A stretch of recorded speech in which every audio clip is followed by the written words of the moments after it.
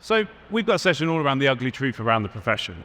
Let's give you a little bit of background to us. So I'm Steve Cox. Clearly, I'm not Lucy Cohen, but I'm an accountant much like you. I've worked for Iris for nearly 22 years. Love of the industry, but also I've got a real love of data. And one of the things that always fascinates me is when someone asks me a really interesting question.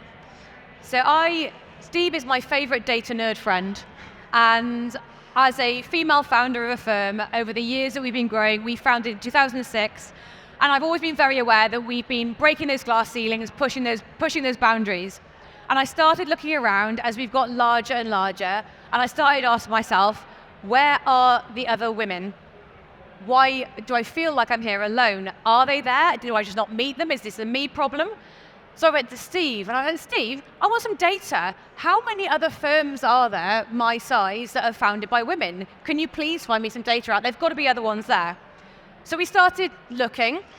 Yeah, we started looking. And then we started digging. It's a little bit scary what we found. Yeah. And it's been a project of a year or so we've been doing this. It has been a year, which is a worry that it's taken us this long to put all of this together. And I'll be honest, it's been a fairly depressing year at times in putting it together. But we feel like this is really important work, and so we wanted to share it with you all. So when Lucy asked me this question, as Lucy said, any true geek in the room will then start delving into the data. So I started, and I was like, I gave Lucy the answer, but that sparked a lot more questions. Now, I promise you, I will tell you the answer as well before we finish. But where did it go? So we really started digging, and I went, well, surely we should go back to the beginning, like any good storyteller. Did you know that accountancy industry has been going since 1854? It's 170 years this year. I didn't realise until I started digging. No. But the question that Lucy asked me around is there another female-founded £1 million firm or more available? I went, well, let's go back and look. When did this really start? Well, in 1854, the Society of Accountants for Scotland was founded. Now, this is important. This was the first professional body to start. This was the birth of accountancy. This is your heritage. But it didn't really do much other than the body was created. Well, then, we moved on. 1870. So now, what was the original ICAW, the Institute of Accountants for London, was formed. But again, this is just a professional body. And what's quite interesting here, as you're going to find out, there were no female members allowed. Now think about that today.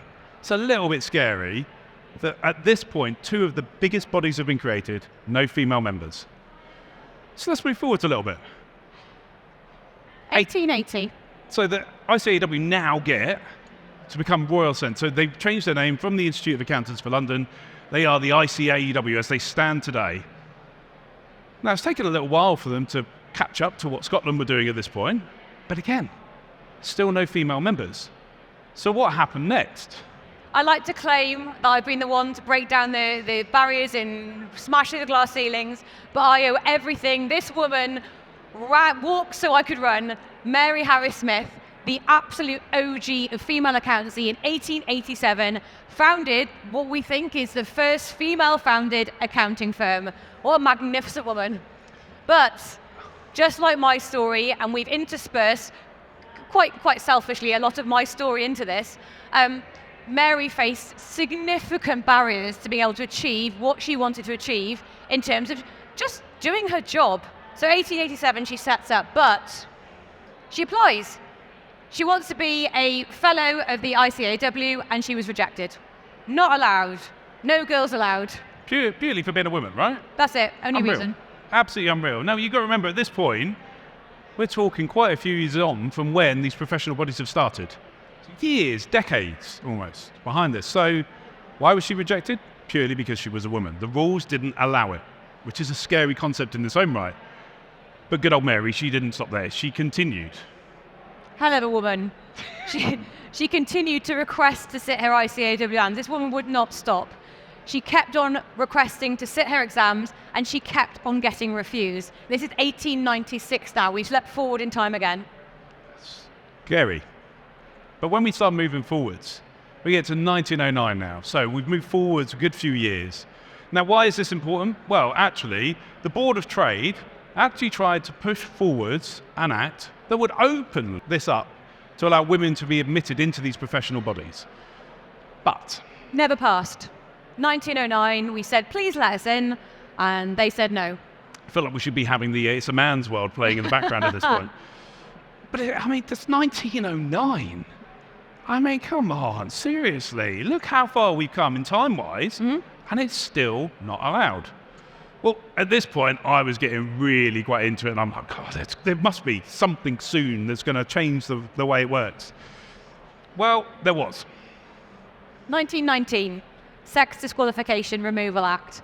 I think this is a really important point to note here, and this is a theme here of what I'm kind of getting at, is that it wasn't until an actual law was passed that this behaviour of excluding women purely for their gender started to formally change. 1919, that is just over 100 years ago. The profession, as it stands, is 170 years old. Yeah. So we're 70 years in at this point? Yeah. And that's the first time they said, right, you're actually no longer allowed to actively tell women they're not allowed in anymore. 1919. I think it's important to think of the exact word used there, started. Started. At this point, it's not equal. Well, why? Well, actually, we can start to see something happen in the accountancy industry with good old Ethel. Our next OG, Ethel, well, she was the world's first female member of a public accountancy body, and that was the ACCA. So she started the movement. Good old Mary had tried, but Ethel broke through. But let's not forget about Mary, right? She had her time as well. Finally, in 1920, she was allowed to do her exams because the law was passed that said she was no longer allowed to be actively discriminated against in doing them. They had to let her. They might not have liked it, but they had to legally. She passed her exams and she became the world's first female chartered accountant. That means that she spent over 40 years trying to do this. It's nearly as long as I've been alive. That's a little bit scary. It's basically most of what she spent, what is the equivalent of most of my life. I mean, the determination it must have taken her to do that at that time. No social media, no way to disseminate information.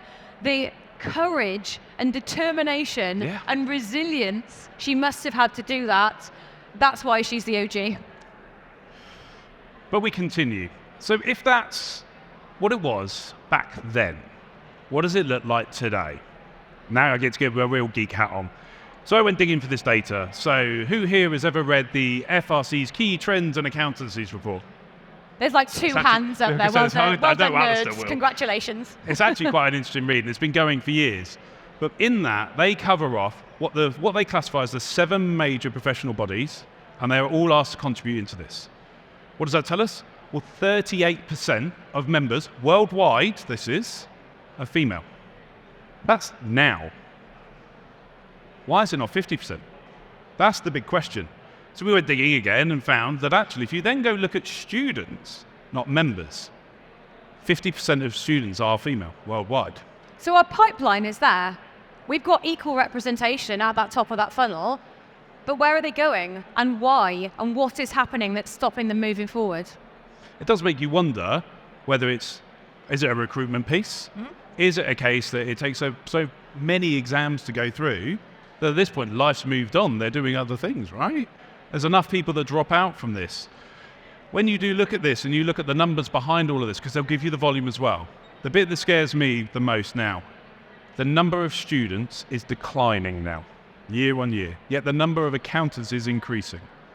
What does this tell us? We all talk about a talent gap. That's going to continue. My worry here is that it's going to affect women more. But it doesn't include everybody. So we reached out to the AAT, who you're clearly a member of. I'm a practicing member of the AAT and have been since I founded Mazuma. And we're both good colleagues with the ICB. So we asked them what was their representation, which, as you can see, 63% from the AAT are female, and a whopping 78% for the ICB. So something's going right. Yeah.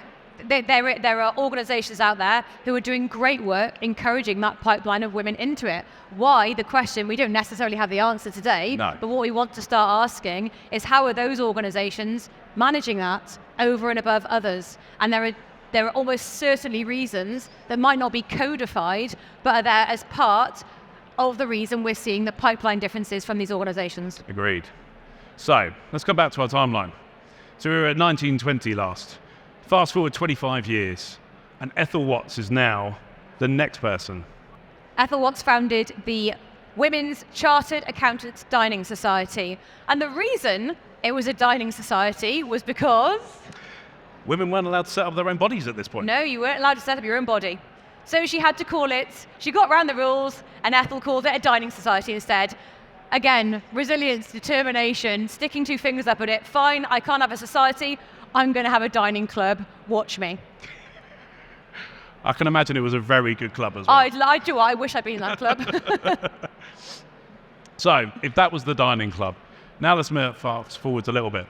Now, this is clearly a point in time where things are now starting to get some movement. Governments are making change. So, Royal Commission on Equal Pay was published. Well, that's got to make things a bit different, right? It's got to mean now everybody's got to get paid equally.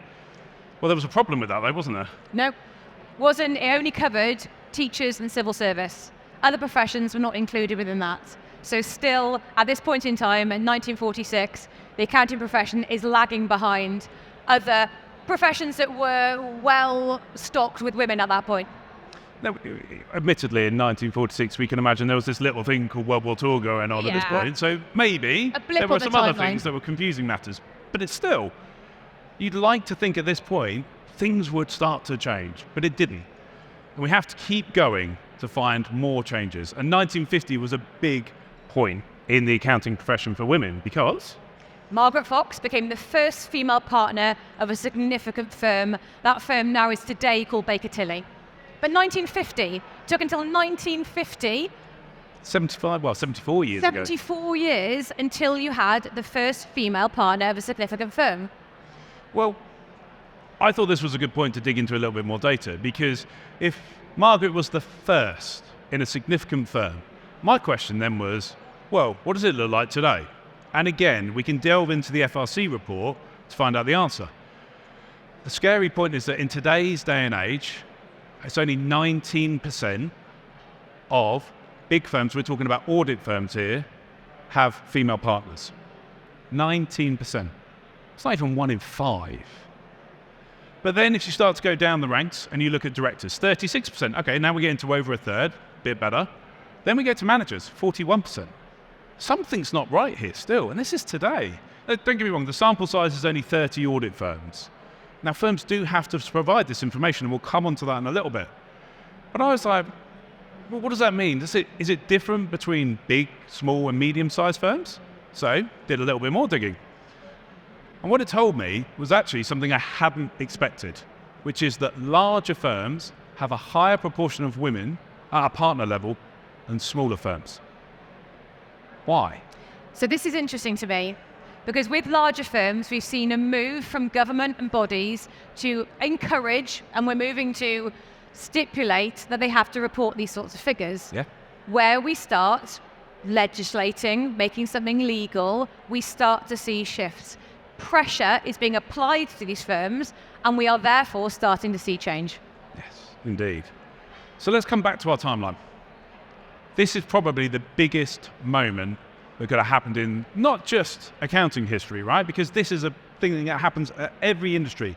The Equal Pay Act was passed. Now, again, you'd like to think at this point, we're getting to a closer 50-50 point.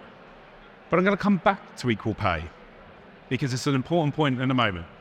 Because 5 years later, the Sex Discrimination Act came into effect. Now, this makes a big difference. This now means not only should women be paid equally, but also there's no reason why any woman shouldn't be given a job purely because of gender. Yeah. And it's interesting, again, we're seeing another law, another legal thing to force something to happen. It took the factory workers in Dagenham to force the Equal Pay Act. Yeah. And 1975, we saw the law come into play. But to put this into real terms, and I'm not going to point at any of you, but there are almost certainly people in this room who were born before women were not legally allowed to be discriminated against within your lifetimes. Scary, really scary. But the question is then, what else happened? Well, let's have a little look. We now have to fast forward to 1992. It's quite a jump in our timeline. But this is because this was the next major movement that happened, which is all around, I was going to say the ICAW, but actually it was other professional bodies as well, right? Yeah, absolutely. Yeah. So they launched Women in Accountancy. This was the drive to help get women into accountancy roles, to help change this inequality that was happening. It wasn't just the ICAW, other major accountancy professional bodies were doing this as well. This is the first time that they were really coming together. And the great thing is they're coming together to help women get an equal stance. Not an overproportion, just equal. Just let them in. Get them involved. And this is 1992. I remember 1992. I'm not going to ask what you were doing in 1992, it's fine. But if that was 1992, what if we move forwards to the next year? Well, it seems to have had an impact. Because at this point, Anthea Rose became the first appointed person for the for the ACCA as their chief executive. This is quite a critical moment. Yeah. You've now got a female accountant leading one of the largest accountancy bodies in the world. But it didn't just stop there, right? No. We've now got Baroness Noakes became the first female ICAEW president in 1999. This is huge. And Baroness Noakes has done an awful lot to push forward for advocacy of women in accountancy. But again, this is 1999. I started my A-levels in 1999. This is very recent memory. This isn't a million years ago. This is at the point I started my A-levels, this was happening. And it just goes to show how long this sort of change has taken, and that at every stage this has required some sort of legal caveat to make it so. So at this point I was like, again, this is probably a good point that we can start delving into what does it look like today. So I went and had a look and I said, right, let's go have a look at the financial services industry, which includes accountants and bookkeepers. And I said, well, if you've got the likes of Baroness Noakes and Anthea Rose now leading these bodies, what about other leaders? Well, in today's day and age, only 32.4% of the financial services industry is led by women. Now, you might not be able to read it, but the worrying fact is, if that was in 2021, we go back to 2016, which is the blue line, it was 23.5%. Now, that goes to show, in that period of time, we've moved circa 9%. That's not a lot in 5 years. Not when there's been people and advocacy and groups that have been pushing this forward. There's been a significant amount of pressure to get this to work, and we're still seeing what I'm going to call fairly glacial progress in this sector. Yeah. And this is all public information, right? Yep. It's a bit worrying that it took me to go delve into this to find all of this out. But let's come back to our timeline, and this is quite a critical moment, to be honest. Enter Lucy. I have put myself within this timeline, but the reason I put myself in this timeline, because this all started from the struggles that we faced as a female-founded firm to get to where we are. And I very much enjoy the story of Mary and her spending 40 years to get where she wanted to be. I relate to that struggle because at so many points during our journey, I just wanted to quit. I just wanted to give it up because it got really hard. And I think this is an important point. As we continue on with this timeline, at each of these inflection points we're about to go talk to you about, is that a point that you could have quit at any point? Something will have happened that you go, this is too hard, I don't want to do it anymore. And in fact, in 2006, the first business advisor I ever saw told me that Mazuma was a terrible idea and I should not do it because accountancy is the way it is for a reason. You shouldn't go trying to change it. So you took that as a gospel, I'm going to go break it. I took that as absolute proof that I should do what I wanted to do, yeah. So, 2006, critical moment, but a year later, something happened, right? This is really uncomfortable. So I'd studied with the AAT, who I have to say, throughout my career and throughout the history of Mazuma, have been the most supportive professional body to be a part of. They've just been fantastic. But like many people who study that, I thought that going on to the ACCA was a natural route. I was not allowed to study the ACCA because I was self-employed. Which, I'm an ACCA member. When Lucy told me, this absolutely killed me. So I was like, that can't be right. I don't want to call you a liar, Lucy, so I again went digging to go and find out. So we looked into this. Here's the rules today. not back then, today. ICAEW. You can be a student and you can run your own practice. Guess what though? You've either got to employ someone who is an ICAEW member qualified to sign off your hours, which, let's be honest, when you've just started your own practice, you're not going to go and employ somebody else to do it. Employing someone who can do that's fairly costly, let's face it. Yeah. And it's 450 hours that require sign-off. Or you can go, as they said to us, because we asked for a comment on it, go to another firm, get it done, and then go set up on your own. But that's quite difficult. So I looked into the ACCA one, and in their guidance, theirs is all around, well, actually, you can be an ACCA student. Yeah. It's a limited range of services. Bookkeeping you can services. do bookkeeping. Yeah. Can't practice like you were trying to, hence why your issue. And you can't give advice. Exactly. So you've got to have a practice certificate. So the two largest accountancy bodies are quite restrictive. So anybody who wants to go start up on their own whilst they're studying, and let's be honest, you're not going to do all the studying and then go, right, now I'm going to go start a practice. We all need to earn a living, right? Mm-hmm. So we looked elsewhere and we asked AAT around this as well. Now, this is the reason why you ended up with AAT, right? Absolutely. Because you could go and do this. You could do the bookkeeping and accountancy services, which you couldn't with others. Yep. As long as you didn't say you were AAT. Which is fair enough, because you're not. Why would you? Because you're not qualified. So it's all right. So it kind of goes to show how things today haven't changed from 2007, really. No, and at this point I have to ask the really uncomfortable question of professional bodies is where you have rules like this, you have to think about who they affect. On the surface, it might seem absolutely logical that somebody who you don't deem to be appropriately qualified yet is not allowed to put themselves out as to the professional standard that you believe they are. Absolutely, I completely understand that. If you look at the statistics of who goes into self-employment in accountancy and bookkeeping, there are a huge number of women who, because in the UK, a significant amount of the elder and childcare responsibilities fall to women, go into a career in bookkeeping and accountancy because they can fit it around their domestic lives. If you have a policy that says that those women cannot study with you, it might seem logical that you don't want someone to be able to do that because you don't think they're qualified enough yet.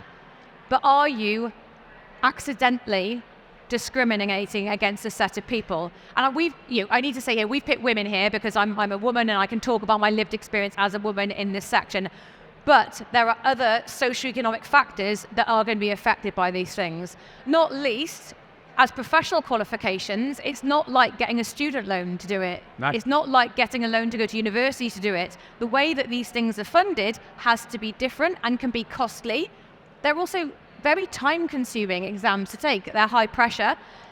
Are they conducive to people who want to live a life, as we've seen in the post-COVID world, that is blended around family and work? Now, the AAT and the ICB most certainly have created accessible qualifications that do that.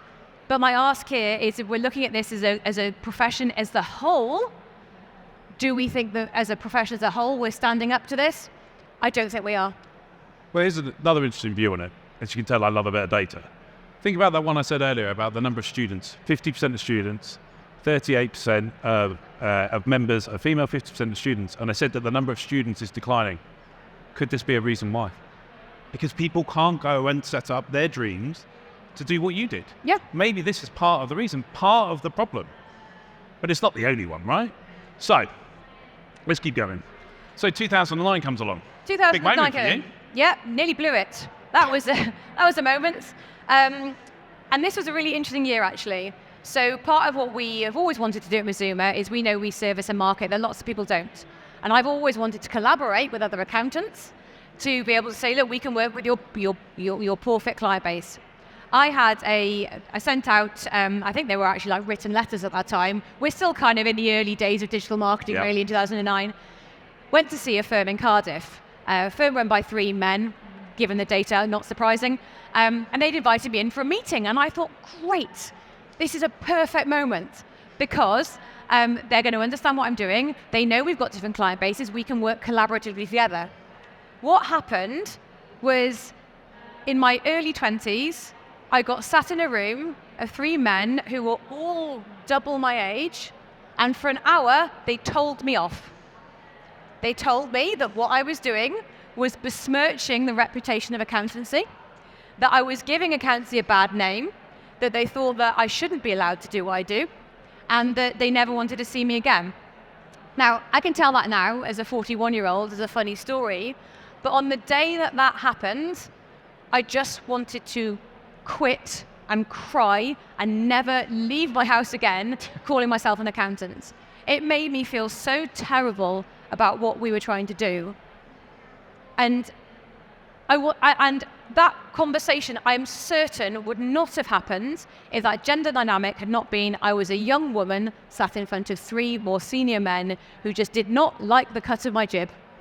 Which is a little bit scary, right? Because think about the number of other people who are in the same situation that have taken an alternative route. At this point, I've gone, can't do that again. No one likes that kind of a knockback. So now we start to think about the figures. If we start talking about the number of females that we've just talked about who didn't have the resilience to be able to go and do this, again, is this part of the problem? Because of these things that no one talks about. Let's be honest, it's taken 15 years nearly for you to be able to share this kind of a story. Honestly, the shame felt around that. It took me so long to share that story because the shame I felt around that. Yeah. Who, as an adult, wants to be told off by a business you don't even work for? It's ridiculous. Yeah. Right now, I'd laugh in their face. But back then, when I was younger and vulnerable and new to being professional, it was a huge knock to my confidence, massive. So let's move on from that traumatic memory for you then. So, we fast forwards. Bit of history again. So the Equality Act is now passed a year later. Could have been a year beforehand. That would have helped you out, wouldn't it? Oh, I could have used that. It wasn't until 2010 where at this point, by law now, the Sex Discrimination Act, the Equal Pay Act, they've all been replaced by this. See, again, you'd like to think at this point, 50% seems like it should be rare. We should have fair play. It's 2010 as well. Like, we should be making progress. Well, for you, it seemed to continue to go well. 2010 was a good year. I got over the incident, and in the classic Lucy way, I was like, I'm going to show them. I'm going to do something big. And we actually won the HSB Startup Stars Awards. I think we were one of the first professional services to win it. Yeah. And that was a huge deal for us, because not only did it allow us access, and this is part of the thing, is access. Access to networks, access to people, which when we go all the way back to the start of the accounting profession, wasn't given to women. So I suddenly had access to a set of people that could help my business. It also came with some prize money. Part of what I talk about when I talk about women in business, when you look at a lot of women in business programs, what you get from them is mentoring or coaching. I don't want that. Give me the money. Give me money and let me run my business. Don't put me in a coaching program. I don't need or want that. It's patronizing. I'm just saying it. Shall I call you Jerry Maguire now? Sorry, yeah. But yeah, show me the money. HSB Startup Stars allowed us to do that, and it was at that time it was a good amount of money for us to be able to undertake some things we wanted to do to grow our business. And hopefully this is proof that when you give women money to grow their businesses, good things happen. Exactly. So that was 2010. It was another 7 years before something major happened in our profession. Now, 2017, right? 7 years ago. And it was at this point that the gender pay gap reporting regulations came in. But there was so much pushback against this. It's unreal, isn't it? The amount People of pushback. did not want this. They did not want to be held accountable for the gender dynamics in their organizations. They felt that it was somehow sacrosanct and they shouldn't have to share it. So if this is when the regulations came in, what did it look like? Well, as you said, a lot of pushback from people, but it's now been 7 years. So therefore, we're getting this kind of data now. So what does it really look like? So again, Steve went digging, and I found that actually, if you go search up the terms for accountants, 2 big ones come up when you look at job roles. And this is how it's done through the ONS, Office of National Statistics. And it says that as of 2022, if you are chartered or certified, so therefore qualified accountant, the pay gap between men and women is 6.61% in favour of men. So if we were equal, I'd be earning 6.61% more. Congratulations. Thank you. Yeah. But if I hadn't qualified, what happens then? Or you're not chartered. Not chartered. Certified, yeah. So I'm a financial or an accounting technician. The pay gap now is over 20%. Now this is from 2022, from these regulations. Yeah, the ONS. Now the bit that worries me, I was a part of the ACCA panel talking about talent. And in their most recent surveys had 10,000 people, professionals as accountants, who have contributed to this survey. Of that, 1,200 are from the UK. Of the 10,000, 61% of them were female. Shows great representation. They were then talking about what are the challenges and things like that. The one that came up, the number one challenge, is around pay. I'm like, well, this clearly shows it. But would you believe, of the people that answered that survey, 50% of them said they were happy with their pay. Now, 61% of those people were women. So does that mean they've just liked it and lumped it? Have they just gone, I can't do anything about it? Because this exists. This isn't anything different. But it's the thing, again, women culturally are not taught to advocate for ourselves. We're not taught to push for more money. We're not taught to ask for a promotion or a pay rise. We are, in some ways, made to feel, and this is non-quantifiable, but I'm pretty certain everyone in the room is going to nod when I say this, we're made to feel like we should be grateful for the position we have and to like it and lump it. Yeah. Because we don't have the visibility or the transparency. We don't talk to each other about what we're paid, because heaven forfend anyone ever talk about what they're paid. And so you end up, whoever shouts the loudest gets the most, and men are taught that shouting loud is good and women are taught to be quiet. It's uncomfortable, but it's true, and this is what the data reveals. So we looked a little bit further, because at this point I'm still in disbelief. So we looked at the AAT's recent survey, and in that, based upon their own membership body, males are more to get 33% more, which at this point you kind of sit there going, oh, again. But the bit that worries me the most is this last part of the sentence, is that clients spend more with male partners than they do with female partners. And this isn't an access problem, because we know from the AAT data that they have more female members. Yeah. But when we get into practice, somehow, despite the fact they're equally qualified, men are commanding more money. Why?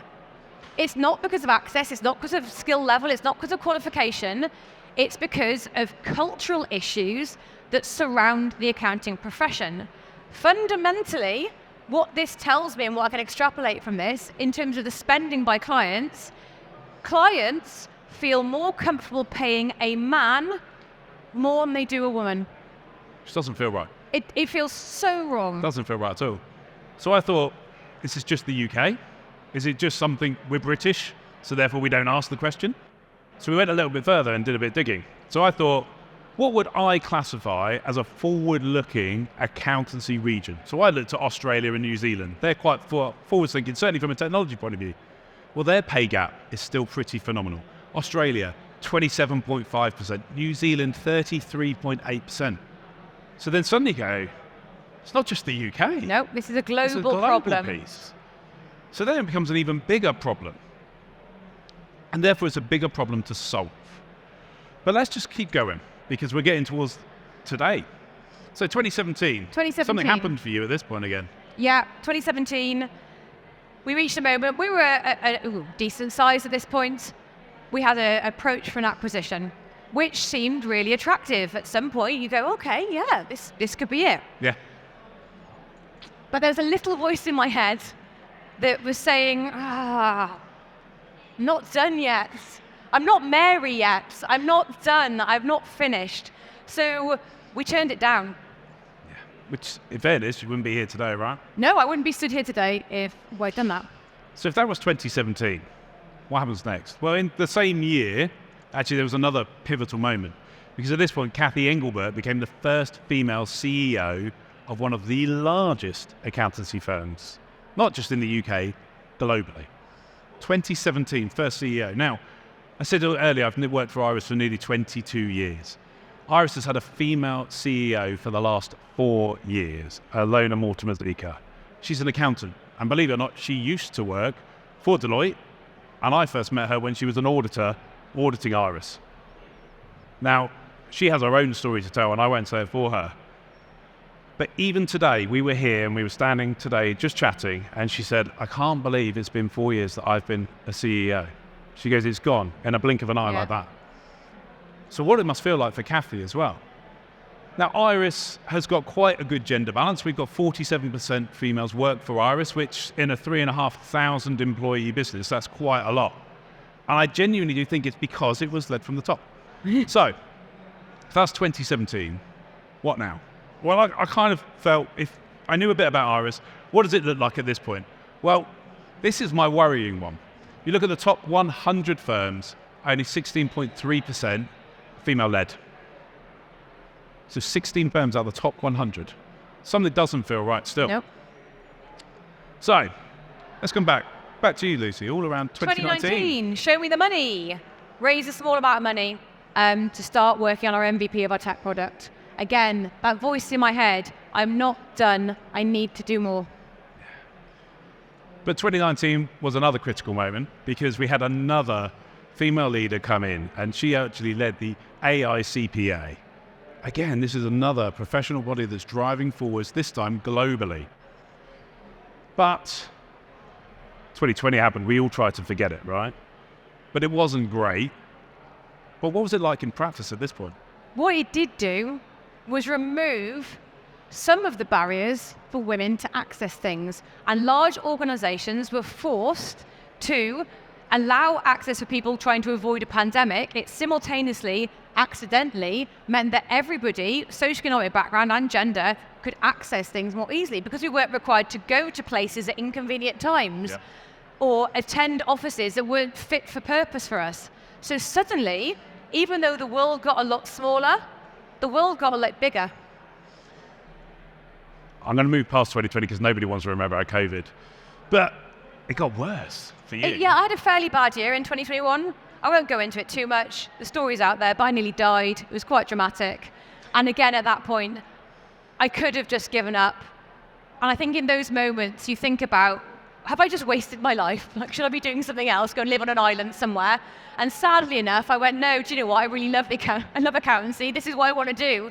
And so this is why I stand here now. Because actually, genuinely in those moments, I thought I've got more work to do. I'm not happy with where we're at. And I need to keep going. But it's probably just as well, really, because that led to a lot of big things. Show me more money. We raised a multi-million-pound investment in 2024, which will enable us to scale rapidly and puts us in one of the largest female-led firms in the UK.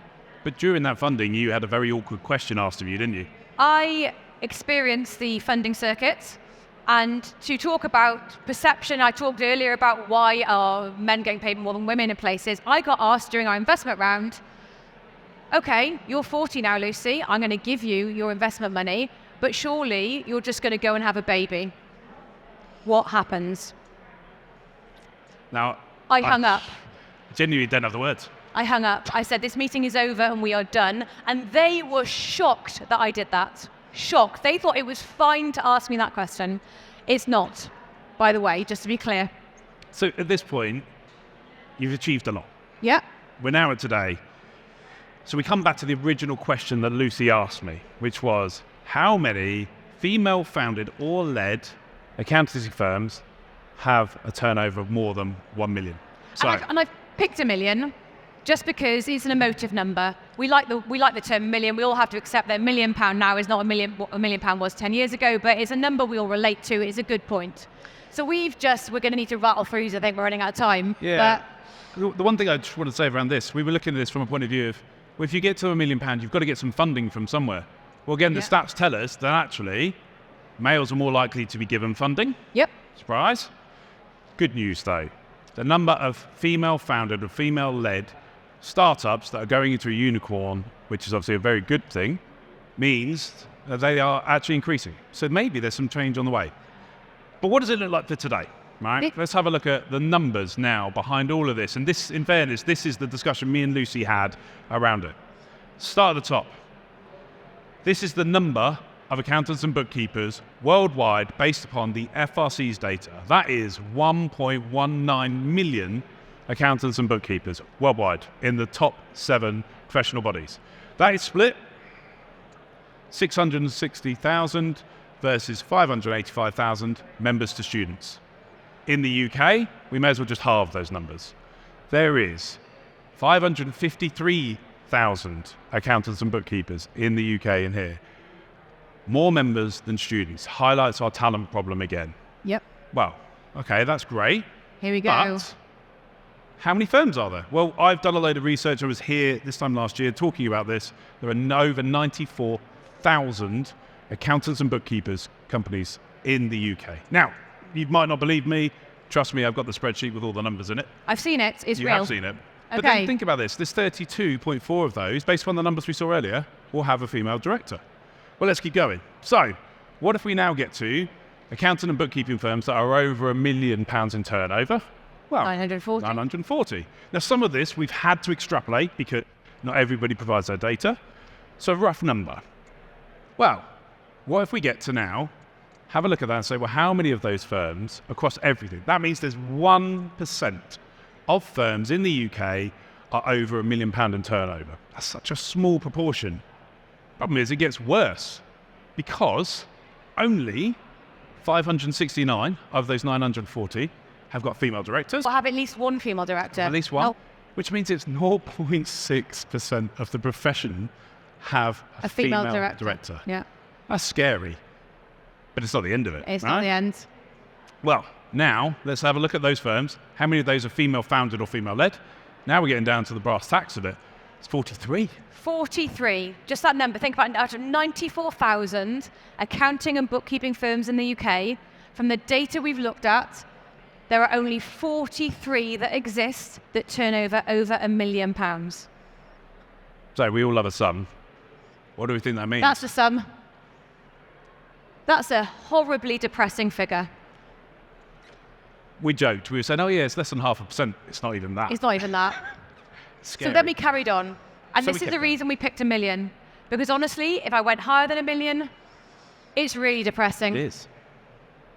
So we've looked. It means that if you are a woman starting an accounting or bookkeeping firm today, you are 95% less likely to hit a £1 million turner than your male or mixed founder counterparts. That's a depressing statistic. That's worse than the pay gap. It really is. And again, the million, we picked 1 million because it becomes too depressing and we go any further on it. So we said, well, what about 3 million? What about 3? Everyone likes a raise. Yeah, we could only find one. 1. Lucy's. There's only one Lucy Cohen. That's how this guy ends, right? Yeah. So the reason we've done it like this, and I know we're running over, I'm sorry everybody, but this is really important for feminism, so afford me 5 minutes extra. It's just depressing, and we need to do better. So we've got an ask, and this is what we want to come out of this. Well, there are some that are already doing this, right? Yes, And we've already got acceleration of change. there are some people making change, but the point is, change is not happening fast No. enough. 170 years to get to one female-founded or led accountancy firm Over of 3 more than million. 3 million. So what do we want from you? We've got a AAA action approach, which we want everyone to adopt. We were quite proud of ourselves when we thought that up. We want approachability. These are hard conversations to have. These are going to make people who are making the rules feel very uncomfortable. You're going to have to be approachable at this, and you're just going to have to take it on the chin. We want accountability. We want to see your data. We want you to report on it, and we want to engage on it so that we can make progress. And we want accessibility. We want people to be able to access the pathways that will allow them to achieve what they want to achieve. Not everyone wants to achieve a £3 million turnover, but they might want to work for themselves freely under whatever banner they choose. Let them do that. At this point, I'm going to wrap up here by saying a huge thank you to Steve, who has tirelessly worked on this data and has received goodness knows how many late night WhatsApp voice notes from me ranting about something, and he's just gone and found me the data. He's compiled this together tirelessly. Thank you. He's my favorite data nerd and ally, and he's been wonderful doing this. But the reason I get a lot of pushback when I talk about this stuff, and they say, Lucy, stop wanging on about it. Oh, you're a woman, oh, whatever. But I keep pushing on this stuff because it's important. Because, as we've seen over and over again, things don't change until they're legislated. And as we see in other developed nations across the pond, our rights and freedoms are precarious. It doesn't take much for things to get rolled back. We have to police this if we want change and get it to the point where it cannot be rolled back because we have critical mass. This is why it's so important. This data we've gone through, this stops now. This call to action, it starts now. The next stage cannot take another 170 years. Thank you.